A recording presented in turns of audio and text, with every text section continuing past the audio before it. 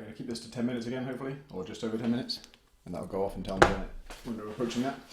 I'm just gearing up to do a big test of Heat Signature, the first really big test. It's going to go out to all of the people who own the exclusive edition of Gunpoint, which turns out is a lot of people.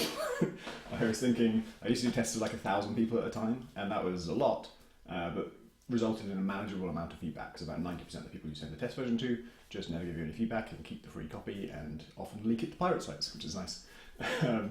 So 1,000 is about right, and it's going to be a lot more than that this time. So I have no idea what that's going to be like. Hopefully I'll get lots of feedback at least. And it's just going to be like a time-limited alpha. So I'm gearing up to I'm bracing myself for a deluge of problems, of disappointments, and things not working out as well as you think they are.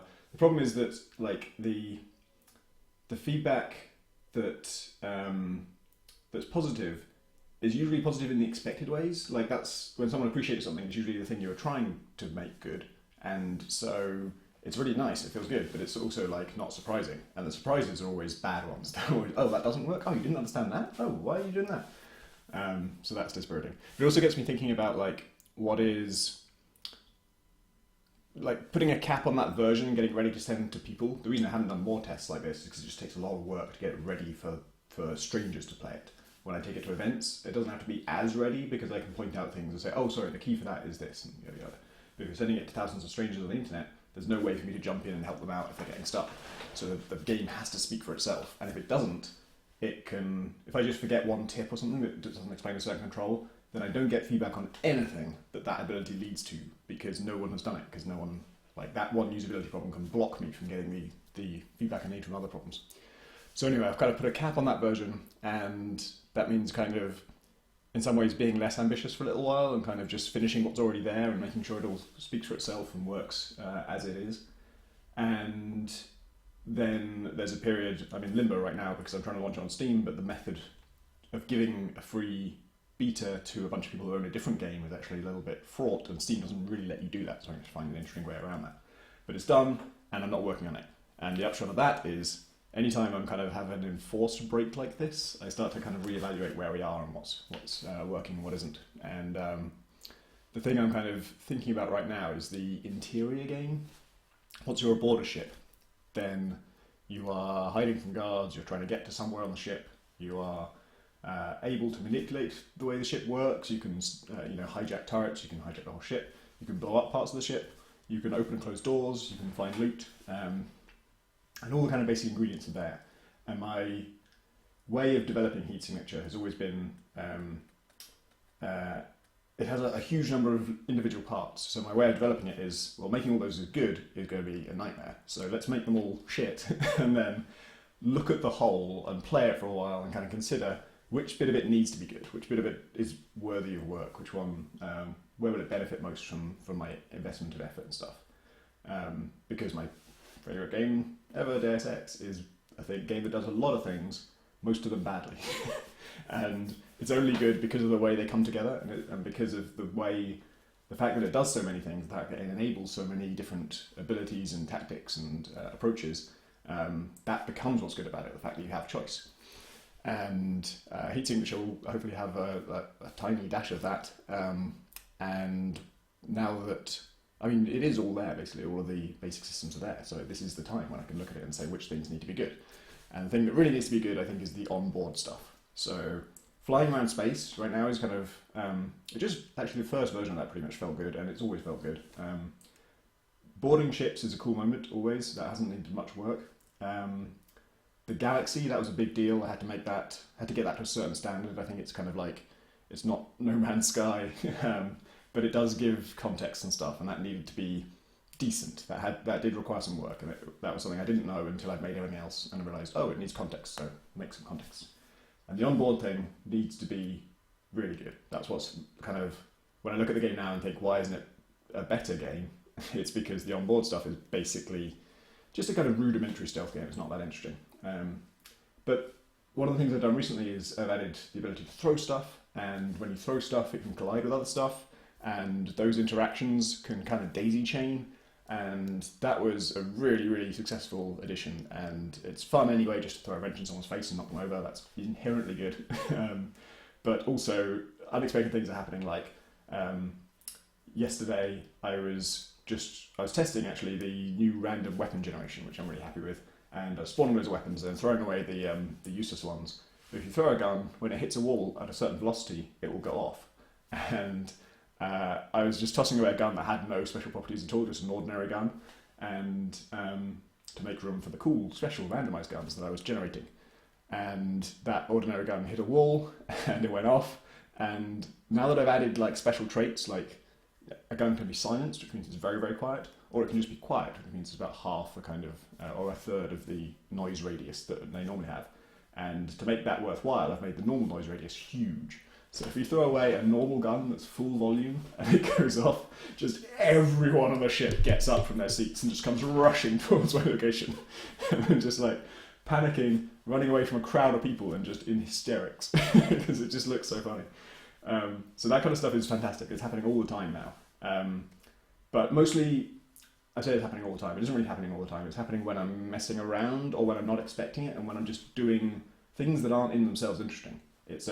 I've made the simulation richer in this way that turns out to be really valuable, and that means that just anything can become an interesting situation. And that's great, but it's not good enough, because really it's still this sort of quite bland stealth game with a rich simulation underpinning it, which means that boring things can become exciting, but it always starts out boring, or it always starts out just, it's not that bad. It's a satisfying game to smack people with a wrench. Hiding from people is kind of tense, I guess, but it's so random. They're all just wandering around randomly all the time. Every guard is effectively, well, there's gun guards and there's wrench guards, but other than that, they're the same. And the thing I feel like it's lacking is, for one thing, I need those guys to kind of not roam the whole ship, because when they're roaming the whole ship, you can't really plan around them. You don't know where they're going to be in 5 seconds' time. So that needs to be locked down. I think I'll have like set patrol routes and stuff. But then the other thing is, I want there to be some kind of like pressure, I think.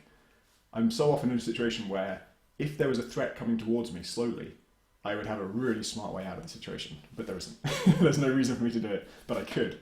And so, I could seal that door. And once I seal that door, I could shoot that barrel, and that would blow up this whole chunk of the ship. And then the threat in that half of the ship would be drifting off into space, and I'd be safe with a clear route to my objective on this side of the ship. And that stuff would be so good, but there's nothing to motivate it. There's no kind of pressure. And I think that's kind of step 2, or maybe step 3, whatever. The first step is to make a simulation or a game in which cool things can happen, and then the next step is to make one where those things are motivated, there's a reason for those things to happen. You're kind of pushed into those situations where now you need to use the interesting, rich simulation to solve it. And the accidents will still happen. That's going to happen no matter what. So I'm not worried about losing that. But I want there to be things that are pushing you towards thinking outside the box and coming up with interesting solutions and doing things that might involve throwing guns. And I haven't added it yet, but I'm going to let you pick up fuel barrels as well. So you'll be able to kind of unplug them from the ship, and it will shut down that thruster, and then you can put them anywhere you like. And you could place those next to each other so that they're all in each other's blast radius, and then shoot one to set off a chain reaction and rip a ship in half like that. But again, there's no reason to do that yet. The one reason I haven't added that as an ability is because it isn't that useful yet, and it needs to be. So the thing I'm thinking about right now, I don't know if I'm going to do this, but I'm going to try it at least, is I'd love to have guards, maybe just 1 guard or 2 guards on a given ship who are heavily armoured and can't be hurt by your guns, can't be hurt by hitting them with wrenches. Those things would stun them, and they'd be reeling enough that they couldn't attack you directly in that instant. So it would be a way of getting away from them, but it wouldn't ultimately take them out. And so to take them out, you would have to either seal them in some dead end, or catch them in an explosion, which would kill them, or suck them out into space, which wouldn't kill them, but you wouldn't have to worry about them anymore, and stuff like that. Because all of those solutions are all, right now they feel super drastic. If you ever blow up a chunk of a ship, it's kind of like, why did you do that? Your problem was inherently solvable. You could have just whacked everyone with a wrench, or you could have just shot everyone with a silenced pistol and solved it that way. So I need some problems that you can't solve that way, and they can't be static problems, because then they create obstacles that are kind of too hard and fast, and that's less interesting. If there's a hard obstacle moving around, that's when things get interesting. And so, yeah, I think Armoured Guards will be cool. And I'm going to wrap this up soon. And the other thing I thought about was, I probably won't do this, but right from really early on, I had this idea about kind of gas leaks or fuel leaks that would kind of spread from room to room. And it's a nice idea because we already have a vacuum system that spreads from room to room, so we could maybe reuse some of that code, although actually as soon as I say that I think no. Like repurposing that code would be as hard as just writing a new system for it. But the problem is it might just lead to a situation where now you can't do anything cool, or just doing anything is so dangerous that now the whole ship is going to be so volatile that you'll just be instantly killed no matter what you do. And for the rest of the time, the game is quite forgiving in that it's a game where lots going on and that you need to learn a lot of things before you can function in a basic way, and you'll fuck up loads and loads of times. But when you do fuck up, it's rarely instant death. It's if you get seen by a ship, they fire a missile at you, and the missile comes towards you, and it takes time to reach you, and it goes into slow-mo, and you have a chance to escape. And if you get shot, then you collapse, but then they carry you to an airlock and kick you out, and you have a chance to recover by picking up your body, and your ship can heal you.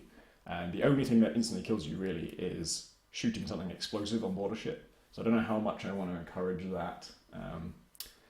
And in general, I just think that probably the Armoured Guard idea is better.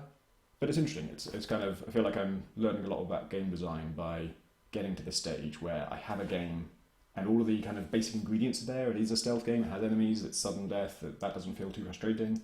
You have cool tools, you have randomly generated guns and all this other stuff, but it's not good enough, and it's nice to be at that stage where you can see why it's not good enough and just see that, get a picture of what the whole is going to be like and realise that, okay, boarding ships is the centre of the game.